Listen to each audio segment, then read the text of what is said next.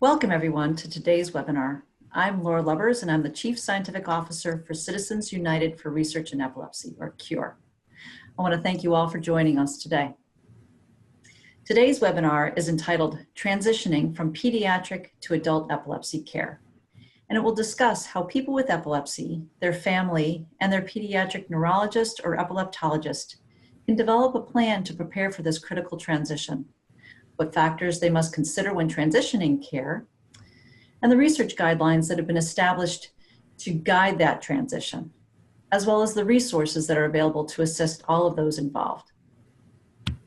This is our second installment of our 2019 Leaders in Epilepsy Research webinar series, where we highlight some of the critical research that's being done on epilepsy. Today's webinar is being sponsored by our friends at the Band Foundation. We're grateful for their support. CURE's mission is to find a cure for epilepsy by promoting and funding patient-focused research. CURE's robust grants portfolio has advanced epilepsy research across areas such as infantile spasms, post-traumatic epilepsy, sudden unexpected death in epilepsy or SUDEP, and epilepsy genetics, just to name a few of the areas. Today's presenter is Dr. Joseph Servin, who is Professor of Neurology and the Chair Emeritus at the Department of Neurology and the Director of the Epilepsy Program at the Mayo Clinic's Arizona campus.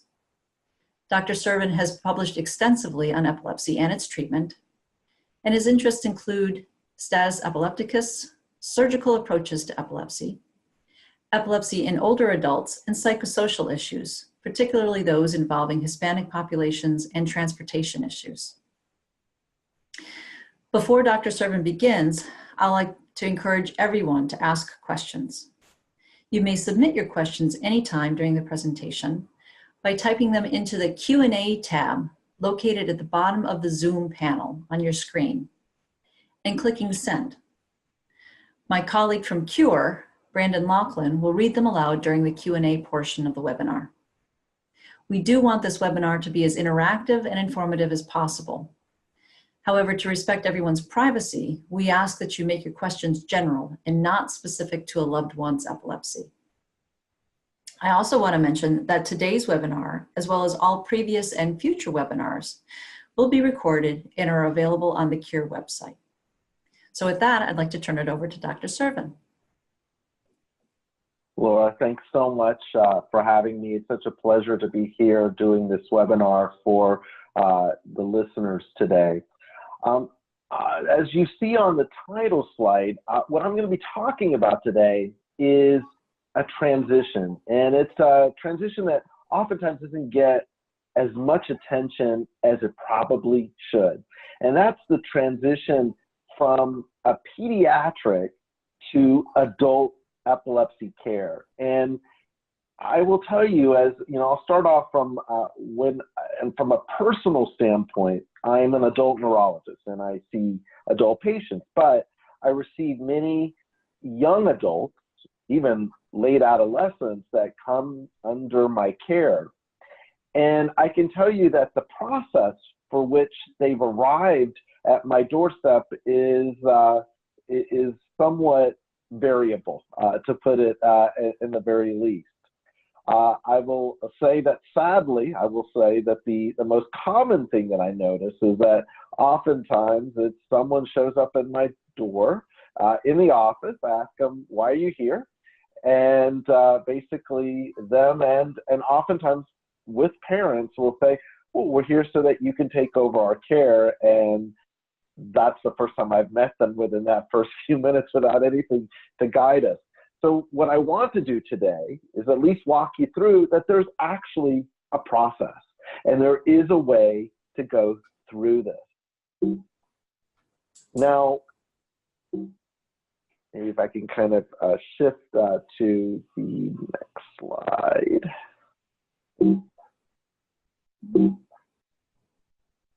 Thank you.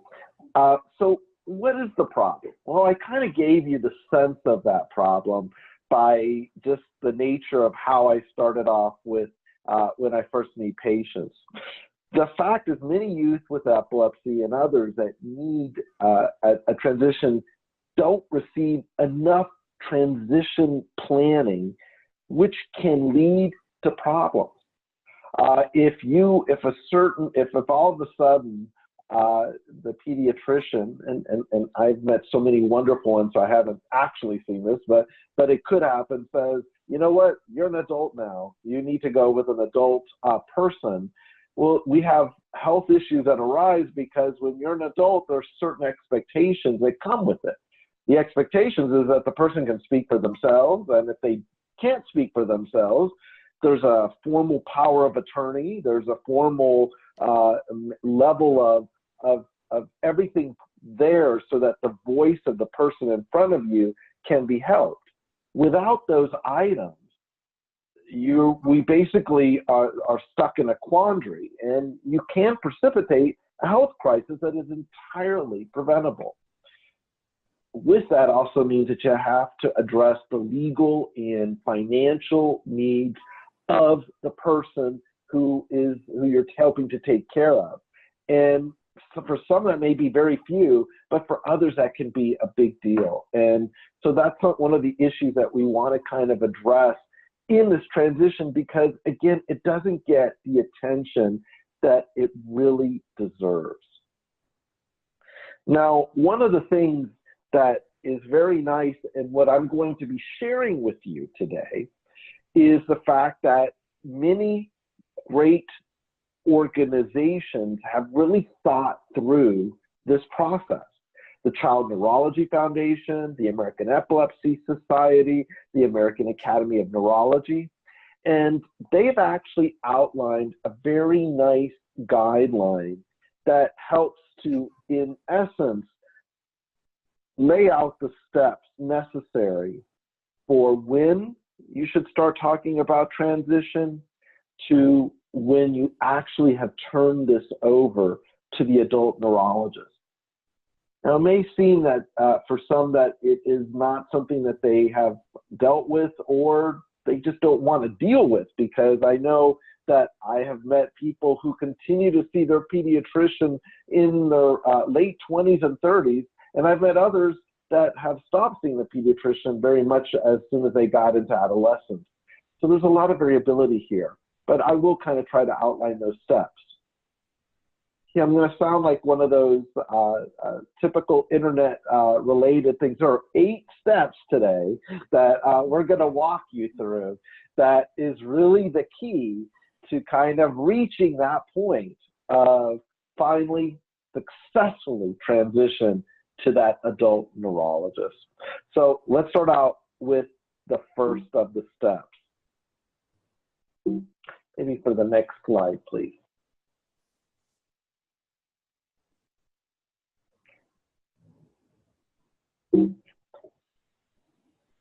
So as I wait for the slide to come up, the first step in this particular situation is setting expectations for the talk. That expectation setting is huge because it should occur no later than the 13th birthday. So most experts and certainly the organizations in pediatric neurology believe that by the age of 12, we should be having a discussion about the fact that at some point in the future, you're going to be transitioning from a pediatrician to an adult neurologist. Now, in this talk, you're going to have a lot of different types of discussions, and it's going to vary depending on the severity of the epilepsy or the condition of the child that we're talking about. The main thing of this is to discuss the fact that there's going to be a transition that's going to occur in the future. That's going to be very important to lay that out, that basically to point out to the family, to the patient, that as much as I love taking care of you as the pediatrician, that you're going to be graduating to someone else that is going to be there for you for the rest of your life at the right time. So you talk about future meetings. When should we plan to have this thing or plan done so that we can move forward. We really put a stress on the importance of shifting your care from the pediatrician to adult neurologist, because I know I get attached to my patients and patients get attached to their physician, and I know that if typically the way what happens in the exam room is if I bring up anything about a transition, it's like, well, what are you talking about? Like, are you leaving me? Are you going somewhere? No. Let's all take a deep breath. This has to be done step by step, point by point. And yes, there will be a change. And I think that's one of the important parts of that point. Then comes kind of very pragmatic and key issues that get to be brought up, oftentimes with the family, but sometimes with the patient too, which is, you know what, as you get older, we start talking about things such as your health insurance.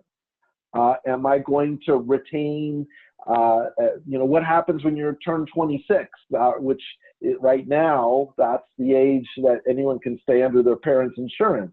What happens after age 26? What happens if you're in a different situation and you require lots of care? Maybe you're already on some form of Medicare now and a disability thing. So how does that transition as you grow older to the adult provider? You also want to kind of really start instilling to the child, to the patient, to the team, to the level that they can best do this, the fact that you're going to want them to, as best they can, take responsibility for their own health.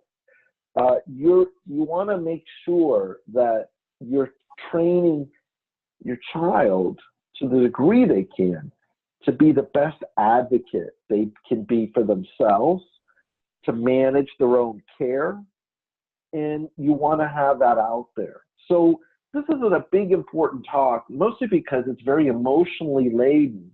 And oftentimes, when you're talking about becoming an adult at the age of 12 or 13, with parents in the room and the child in the room, I can assure you it will have a lot of excitement and just concern.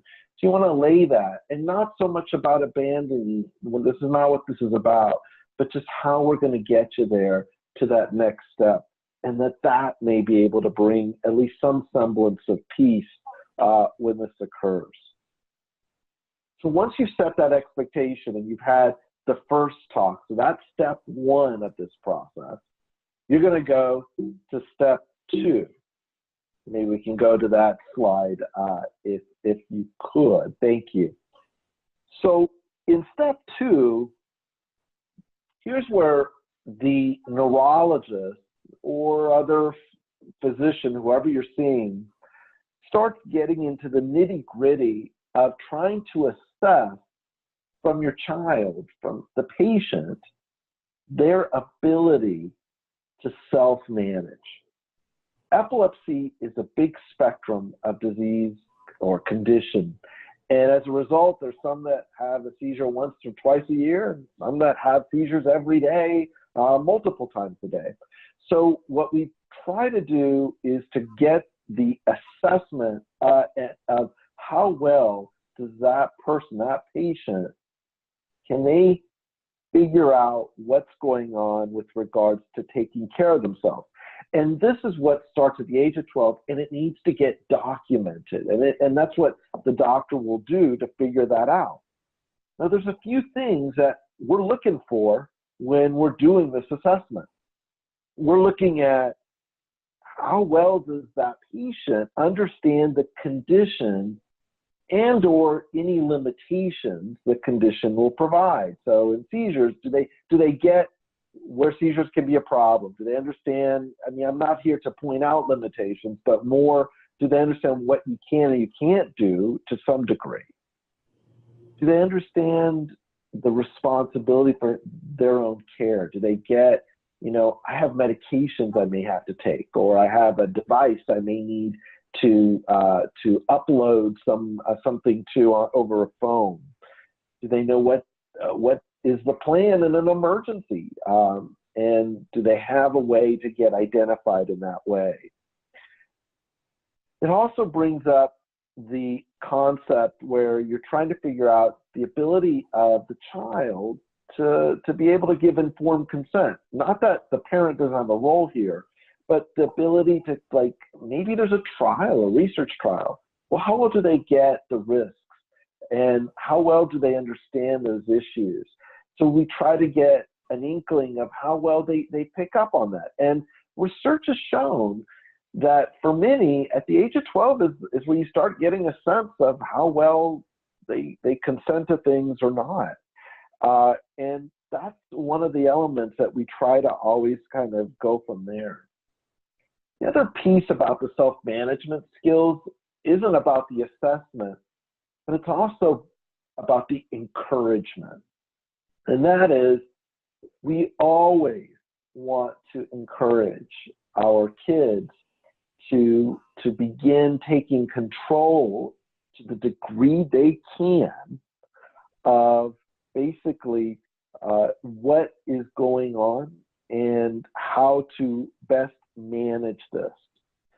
Now, there are a couple of situations where you say, well, does this even apply to me? Let's say that your child has a fairly striking intellectual disabilities or something along those lines, and it's not really changing year to year. So the point of this assessment may not, in that situation, be so much about the child, how they're changing, if it hasn't changed year after year, but it may be also to gauge how well is the caregiving going in terms of the caregiving being able to be done. In other words, I know when I have people in my office and I see caregiver and I see the patient, and sometimes the patient looks like they're doing great. The child and everything is good.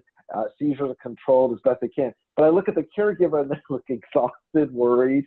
They haven't slept, and you're like, I'm not their doctor, but I really need to ask what's going on with them, because they don't look like they're healthy or sleepy or anything. So this is also the other shot to assess the caregiving analysis. Is that plan underway? Because I know that's a big deal, and that's a big sense of worry for so many folks. And so I think that is where we really kind of go. And again, this is something that starts around the age of 12. And what's really important, it gets documented, or should be documented in the medical record to help for some other concepts that's going to be popping up as a child grows older. Let's go to number 3, our next one, which is, after that, you're going to do a yearly discussion of the medical condition and age-appropriate concerns. And this is something that, any good pediatrician, pediatric neurologist, or a neurologist or anyone should be doing. So here, you're going to be kind of walking through a discussion of, in this case, since you're at a CURE webinar, it's going to be seizures and epilepsy, the medical condition. We're going to talk about what medications are on. Do they understand the side effects of these medications, both short-term, long-term, and how it impacts their life? What are the signs and symptoms when a seizure is going to occur? Maybe they have clusters. Do they know when that's going to happen? And do they realize that maybe this is a time to kind of take cover or do whatever that's necessary to best help? Then you get into some of these very also emotionally laden topics, which for some families can get them feel uncomfortable, but they have to be talked about. What about reproduction? And genetics? What about that issue of contraceptions, relationships? What does it mean? What does it not mean? Because there's so many myths that occur, and you have to get that corrected at an early point so that issue is brought up as appropriate. We also need to talk about puberty and sexuality and understanding feelings and changes. And it's hard enough to do it when you don't have any condition neurologically to deal with. So you add this, it gets everyone so nervous, and it brings in a lot of their own feelings about it, but it has to get discussed. And this is part of that age-related medical annual discussion that is a part of the transition process, so that everyone knows what we're talking about in this direction. I know a lot of times I've watched families, and I've watched mothers and fathers, and they put their heads down, and I don't want to be pursuing this line of discussion either, but you got to, and at the end we get through it, and we put it all out there. But it's also a very good point. Then it gets us to some other issues that, especially in the world of seizures and epilepsy, have to be discussed.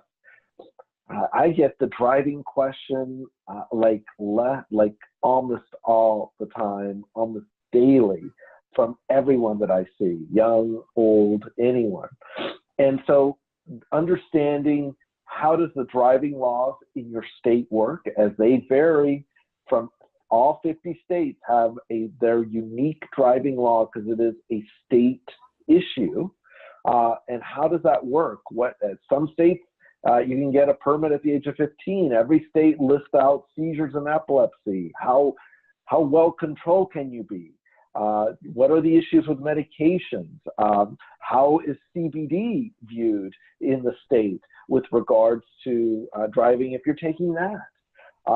And then you have to look at other issues such as alcohol and its avoidance, and what are the issues of how it can impact the child and things of that sort. So these questions have to be addressed. And last but not least, you have to kind of be looking at the emotional and psychological concerns that can arise. I spend so much time hearing about stigma, loneliness, social media, all these pieces that kind of interplay that make things are just so complex as it is. We need to kind of make sure that we're bringing this up and understanding how these things can have its own role.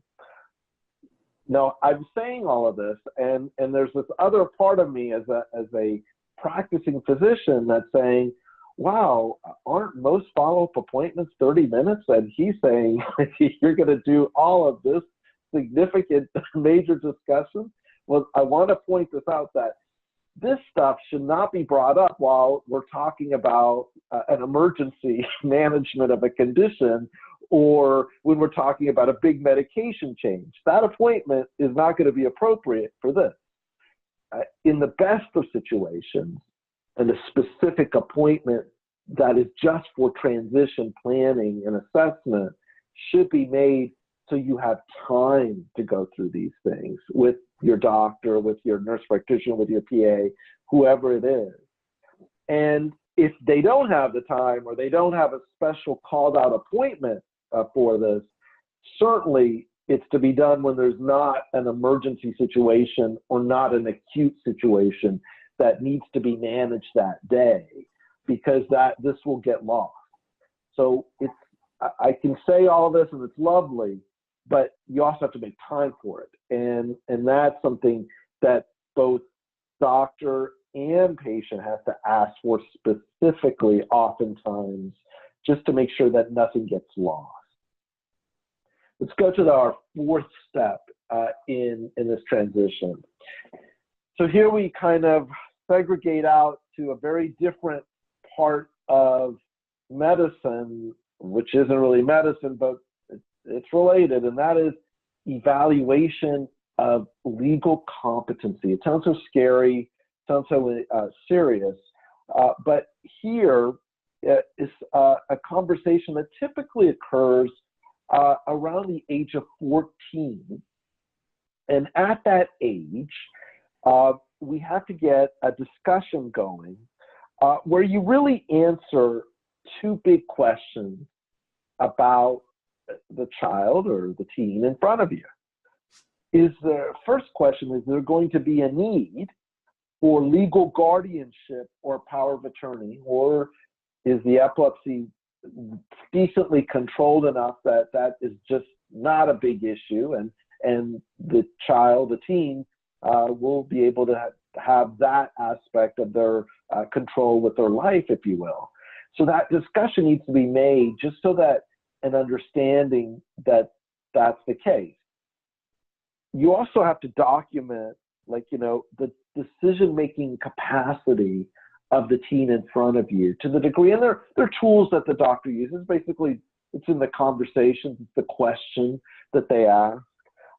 But that capacity becomes really important because, again, we start getting into adult issues a little later on. And age 14, you're pretty close. Now, you may say, to those of you listening to this, well, I can't tell. I mean, maybe this is all going to get better in a year or two. Well, if it's unclear, then understanding that this is going to take a yearly evaluation and we're going to have to come back to this, that this is going to be an important point that we return to, that we're going to have to document in some way or another. And so I just put that out there because I know legal competency sounds so unpleasant, but it is a question that has to get addressed. And it's something that has to get addressed by age 14 or so, because it really gets us to really some of the issues that kind of come up. Let's go to our fifth step in this particular issue. So by the fifth step, by the age of 14, going on 15, the big thing is that there has been a transition plan that has been written up.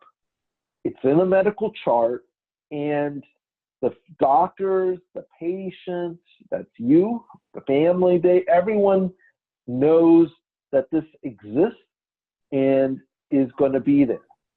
You also have identified the responsible doctor who's going to help complete the plan. In other words, let's say that you don't have one. Well, this is the point of like, well, doctor, you are going to do that, right? You are going to lay this out. And if not the doctor, is it the social worker that's in the office? Is it going to be the nurse? Is it going to be who's going to lay this out for the physician taking care of the patient? Because this has to be completed and it has to be in there. And this plan is going to address a lot of issues. It's going to address the health care. So what's the plan of care? It's going to address the finance, legal concerns. Has this been brought up? Has this been discussed? What about education? What's going to happen there? What's the schooling issue? Maybe there's no schooling issue that has to be worried, but maybe there is a schooling issue that has to be created. What about later? Is there concerns about employment, housing? Where will they go? Maybe they'll be in the home with you, maybe not. The question is, this has to get brought up. And then all of this is to kind of bring all the physicians there. Now, maybe your child has multiple conditions and there's multiple specialists involved. Well, here's where this plan addresses all of those together in one place, because the idea is if the transition is going to occur from pediatric to adult, all subspecialties will likely be should be addressing it all at the same time so that it can kind of go to the adult. Of course, there are always exceptions to the rule, but that's what we're trying to do. Now, as a neurologist, and given we're talking epilepsy and seizures, we also want to update the neurological component when it comes to this. What's going on the neurology, what's going on with their development, what's going on with their education and intellectual capacity. Those things are all there, and that's a very important piece that we want to bring on. Let's go to our sixth step. In our sixth step, what we try to do here is that we are now approaching that magical time of when this transition may occur, 18, 19, 20. So what we want to make sure is that the child neurology team has completed the main responsibilities that are spelled out in this transition plan. We've laid out the neurological component. We have a summary of what the child's goals are. Maybe they want to go to college and it's something that they can do, then let's do this. Like, how are we going to lay that out? What are the additional testing that needs to occur? I've had kids that, like, they had a shunt placed, as an example, at the age of 10 or 12. What's the, like, for the adult neurologist, they're going to want to know, when was the shunt changed? When was the last operation? What was the thinking at the age of 10 to 12 from that neurosurgeon neurologist about what do I need to do? Do I need to have a planned MRI at some point in the future? Do I have to need to plan neuropsychometric testing for the child? And just as importantly, what are the emergency plans? This is something that gets so overlooked even in adults. What is the goal in the situation of maybe your child has seizure clusters? How do we handle that? Do they carry some additional medication on board? Do they take extra of their typical prescription? Maybe they have a special compounded pharmaceutical that they use for emergencies. What's the plan of action for that? Then we want to lay out the advanced plan of care in terms of what's going to happen, and then the guardianship plans. And that is mostly if your child has a lot of neurological issues, we want to make sure that power of attorneys and guardianships have been sorted through and completed, because remember, if one needs to get that before they turn to be an adult, on average, it's a 2-year process to get a power of attorney or legal guardianship. So that needs to be done before they are legally considered an adult in your state. And so that plan has to be executed in advance of those years in order to be there if it applies. If it doesn't apply and it's they're on the side of the spectrum with epilepsy where things are fairly good, well controlled to some degree, it may not be so applicable. But this is for those where it is. Go to step 7. So in step 7 is really the linchpin. This is where you identify the adult provider. Now, I started off this webinar by telling you a lot of times people show up and like, hi, I'm here to see you because you're going to take care of me for the rest of my life. And it's, other than, wow, okay, which is fine, we're here to help you. We don't want to get surprised neurologists involved. We want to have that identified as early as possible. And so the identification of the adult provider is huge, because not only is it big for the pediatrician that knows this is who they're going to send this person to, but it's a huge relief to the family, to you, to the patient, that I know who my doctor is come age 18. I know who I'm going to turn to at age 19. And you can begin to build a rapport or relationship. This is also the time where the child neurologist can coordinate the transfer for this.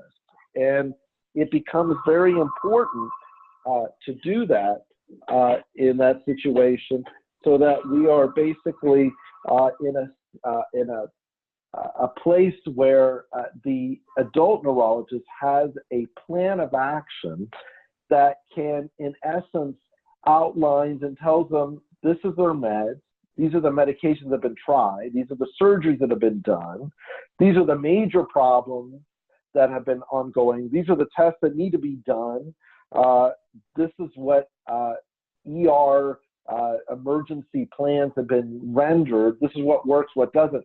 Those type of sheets, of forms, that's a godsend to the receiving neurologist, adult neurologist, and healthcare practitioner, because it gives you that opportunity to know what's been tried, what doesn't, and it gives you that, the guide to you so that we can best help you.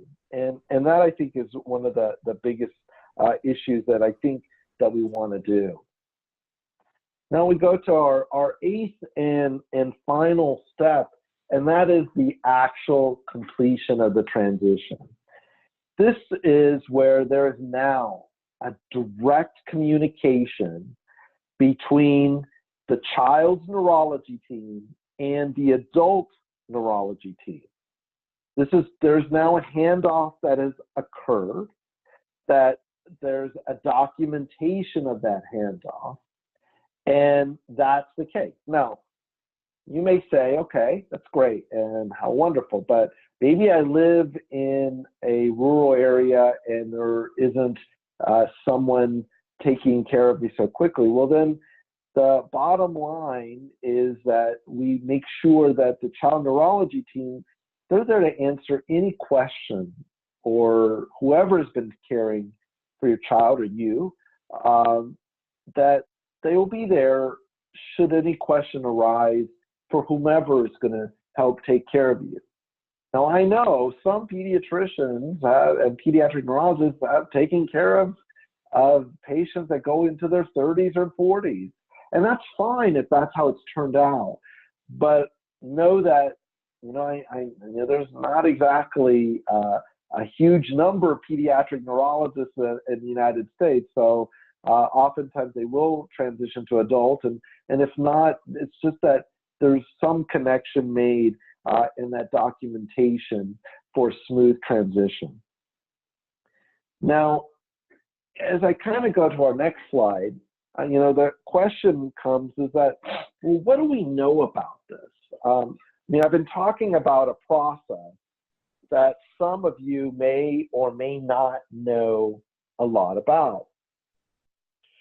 We know one thing is that when formal transition processes such as this have been implemented, it at least seems to alleviate fear, anxiety, concern on behalf of parents, families, patient, child. And so on one hand, we know that piece is fantastic. What we don't know is a lot of the research, and this is an area that is ripe for healthcare research, if you will, to answer the question, well, how well does this work? What is the number of kids that bounce back to their pediatric neurologist because they can't get an adult neurologist? How difficult is it to get a transition? How does health disparities play into this equation? Is there certain groups that are more prone to have a transition plan and others that aren't? These are questions we don't know. And how does quality of life improve? I mentioned anxiety and relief for those that are not involved, for those involved because a plan is in place. But there's so much we don't know. We know that, as I mentioned, the plan I've just outlined came from the Child Neurology Foundation, the American Epilepsy Society, the American Academy of Neurology. All of these groups have endorsed these plans, but there's so much we have yet to just pinpoint and perfect. And I think that's something that we look to the future. So in our next slide, I offer you some references from the NIH, from the Child Neurology Foundation. They have this fantastic website that is only related to transitioning, and it has a lot of questionnaire and tools that you can easily download. And I'm sure that you can find many more. Dr. Google is never short of answers for all of us. So we want to know that there are a lot of opportunities. But I think that should give you a sense of the formal way that we should be thinking about transition, the big picture that it covers in the life of your child and your family, and that this is something that is not a small trivial point. It's one that you have to kind of really ask about and self-advocate for, because that's what helps to improve everyone's quality of life. So with that, I just want to say thanks so much again to my dear friends at Cure, to Laura and team for being so wonderful and inviting me to speak. I'm happy to answer questions in a moment. Wonderful. Thank you so much, Dr. Servin. That was incredibly helpful. I think it will give families a lot of reassurance of how to move through this process and how early you have to start in this process to really have it executed well for those who can do this. So thank you again. So we can now begin our Q&A session, and I know that there are some questions already in the queue. But if you have questions, please submit them using the Q&A tab located at the bottom of the Zoom panel, and then click send, and Brandon will go ahead and read them aloud. So Brandon, I'll hand it over to you.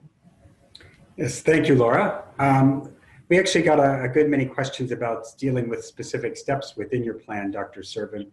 But actually, I'm going to start with a question that came in from one of our viewers about how great this plan seems, and if you have a neurology team that really hasn't been following this plan, then how do you actually communicate this as a need as the parent? Yeah, well, here's the thing. This is considered a vital aspect of the care of a child with epilepsy or with any neurological condition. And so it's important to, I guess, two ways to answer the question, to know that this isn't, you know, Dr. Servin and Cure and other teams just putting together a, hey, what a cool concept. This is actually considered a guideline, a standard of care. And so if you're not having this discussion, I would say you got to bring this up. You got to ask.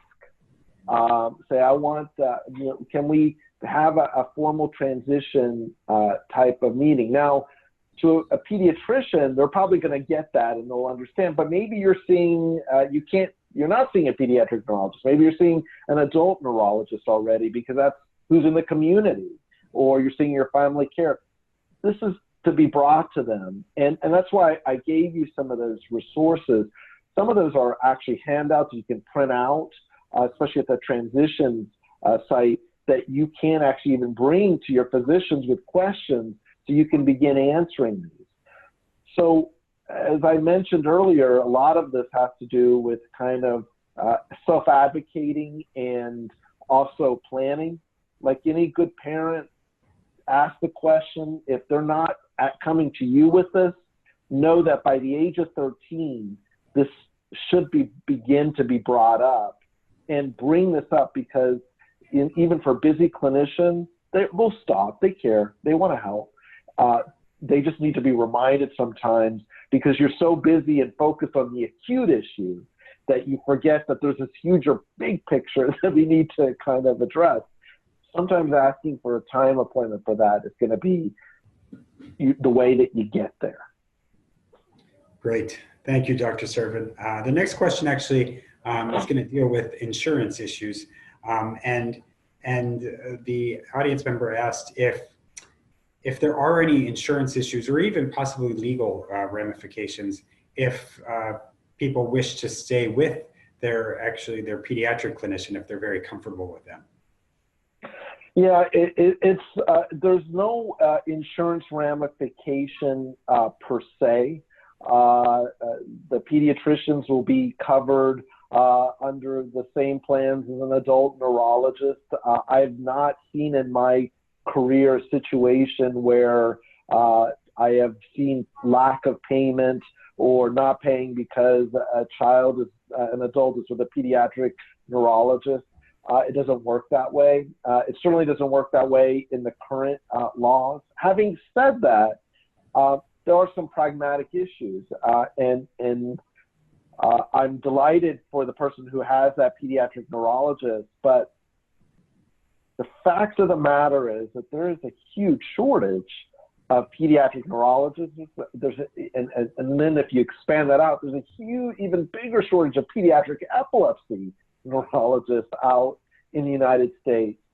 And so oftentimes you may see that it's not that the pediatrician wants to let go of you or anything along those lines. That most things, but most pediatricians, they love taking care of their patients. It's just that at some point, because the lines are so long and there's so few of us, so few of those physicians out there, that the transition may come up to you.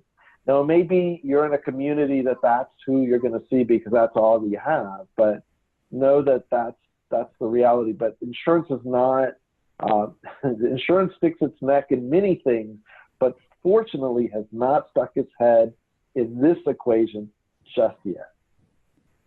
Great point. The next question actually kind of comes along those same lines, but what do you suggest if your pediatric team has not yet identified an adult neurologist, and does insurance play a role in that, in choosing those physicians? You know, that's a fascinating question. First of all, you ask the pediatric team to help choose who are my choices out there. You don't have to ask them for a specific person, even though you're going to get them, but can you give me a list of names that you may think may be good for my transition? Now, insurance may indirectly play a role here. One of the things that is occurring in modern healthcare now is fairly large networks of doctors. And if you think about it, most of us get insurance through our employers. And employers, they get their insurance coverage through a network. So you work for a company, the company has a network. Well, the network may say, these are the people on my plan. And so so you may be on the kid plan, the pediatric plan, these are the doctors on it. But then for adults, the plan is whatever they've spelled out that they're going to cover as being within network. So I guess indirectly, how your insurance is structured, how tight do you have to go with the network? If you have a PPO insurance, that means you get to choose fairly broadly. If you're in a health maintenance organization or version of that type of organization, you may not have as a broad choice as that, and that may impact how much out of pocket you have to put out for continued care in the hospital. So the network, it's like the insurance plan may not do it, but the network may. I hope that I picked out that nuance for the listener out there. Great, thank you, Dr. Serban. Our next question actually deals with medical records, and this parent has addressed the fact that they keep pretty good records, but they wanted to know to what extent are records transferred over to new providers. Do they have to handle this, or does their pediatric neurologist take care of this? Okay, so and that is a fantastic question, and that should be a simple answer, and it's not going to be. So I'm going to try to walk it through at the end.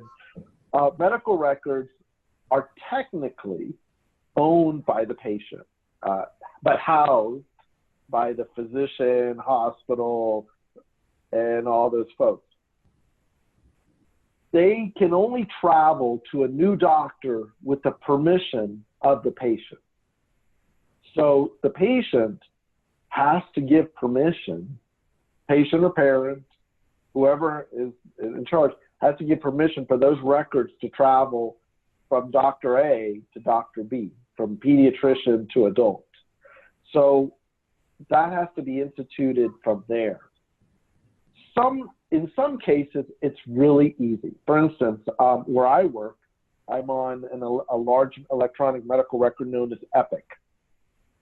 One of the benefits of Epic is the fact that anyone who's on Epic if by clicking a button with the patient, the records will automatically open up from one institution to a completely different institution if they're both on it.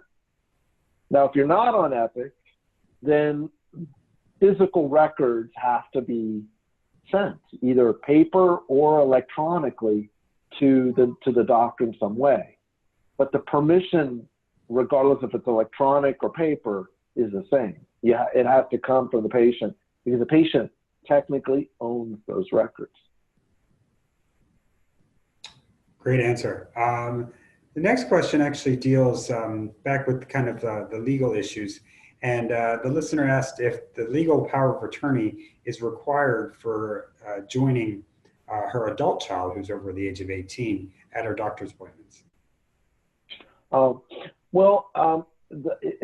fact of the matter is that at the age of consent or the age of majority, which is defined state by state, and 18 is the typical one for most states in the United States. I can't think of one that isn't, but I'll just say age 18. That they're legally adult unless there's a power of attorney that says that someone else is there. Now, to your listener's question, if they don't have a power of attorney and the child or your child, even though I think they're all, and as a parent, they're always a baby and stuff, but your child can say they don't want you there. That and the healthcare group has to honor that. So to your listener, yes, legally, if they're 18 and the child has consent, regardless, and they don't, and there's no power of attorney, it's up to the child to say whether they want them there or not. That's legally. It doesn't have to be ugly or anything along those lines, but yes, that is true from a legal perspective. Okay, and we have time for, I think, one more question. So we'll deal with one that's kind of deals along with epilepsy and its the association with autism. And if there are, in your opinion, if there are different steps involved when transitioning a child who might be diagnosed with both epilepsy and autism spectrum disorder. I get a lot of kids or young adults that have both. In fact, I like, as an adult epileptologist, autism comes into the exam room, the clinic office very frequently together. What the transition is in that situation is that you've spelled out not just what you're doing for the epilepsy, but what's the plan for the autism? Because we focus so much on the epilepsy that sometimes the autism piece gets, almost placed on the side, and yet that may be the bigger issue, and the epilepsy is not such a huge one. So the short answer to the question is that those have to both be laid out. What do we do when there's issues with behavior? What do we do when there's issues with regards to management? That has to be spelled out because oftentimes they get conflated in the exam room, in the office, and they're not. And it's just laying out what's my course of action for each of these that's important because the management are very different. And it's going and understanding where the medications may play a role, what's been tried, what's worked. Laying those things out can be a godsend in that reaction. Great. Thank you for your informative responses, Dr. Servin. Laura, I'll turn it back over to you. Thank you. And I'm sorry for any questions that we haven't been able to get to. I know that there was great interest in this webinar. So this does conclude our webinar about transitioning from pediatric to adult epilepsy care. A special thank you to you, Dr. Servin, for sharing such great guidance to our listeners and viewers. I also want to thank the Band Foundation once again for sponsoring today's webinar and our entire webinar series. And I'd also like to thank our audience for your attention and your great questions. If you have additional questions about this topic or wish to learn about any of CURE's research programs or future webinars, please visit our website at www.cureepilepsy.org. And I also encourage you to check out our Seizing Life podcast, which is a relatively new offering for CURE, at seizinglife.org, and which our most recent episode addresses the academic issues associated with transitioning from secondary to higher education. So parallels this quite nicely. We also hope you will join us for our future webinars, including dietary options on epilepsy, which is on June 13th, and surgical approaches in epilepsy on July 10th. So with that, I hope everybody has a wonderful rest of your day. And thank you.